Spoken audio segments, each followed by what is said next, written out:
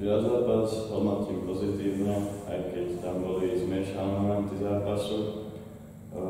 Boli tam obdobia, keď sa nám darilo, keď sa nám nedarilo. Spočiatku sme sa nevedeli dostať cez superovú obranu, ale v neskôrších minútach sa nám to darilo tak nejak cez ňu dostať a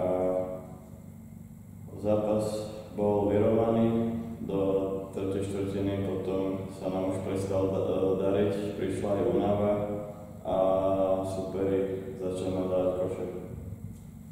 Posledný zápas turnaja, čo bol určite fyzicky poznačený, lebo teda už tá únava prišla, ale bolo to cítiť či na našej hre alebo na hre supera, ale môžeme sa na toto samozrejme odvolávať. A čo sa týka nejakej tej koncepcie, no my sme mali strašný problém postaviť sa vlastne do útoku a reagovať na zmeny obran supera. V tomto ja vidím najväčší klinec úrazu, ale nielen v tomto zápase, ale úplne celkovo.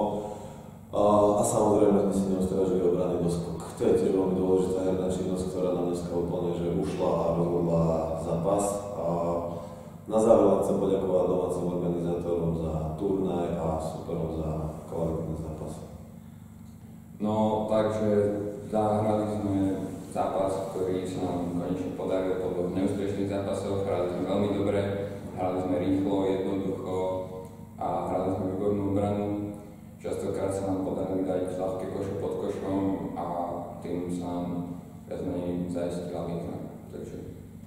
A celkovo v turnaji by som povedal si, že sme odohrali tento turnaj prvýkrát a proti kvalitným tímom a sme viac menej spokojní, ale stále sa zlepšovať, takže tešíme sa a dúfame, že na budúce sem prídeme znova. No, dnešný zápas bol zápas o 3. miesto, slovenské derby. Vedeli sme, že obidve družstvá nebudú mať takú energiu, že to bol 4. zápas a zápasy boli ťažké počas celého turnaja. Tak to aj tak z začiatku vyzeralo.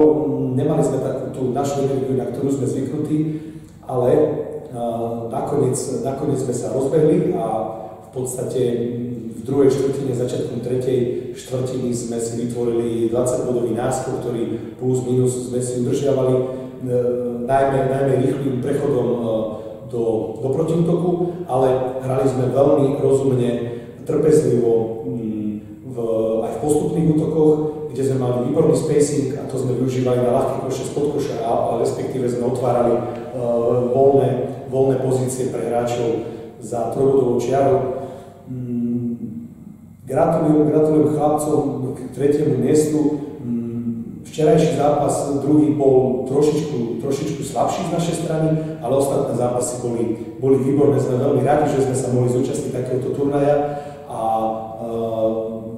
veľmi som rád, ako sme k tomu pristúpili, za akou energiou sme hrali a tešíme sa na ďalšie zápasy. Myslím si, že budeme postupne len napredovať.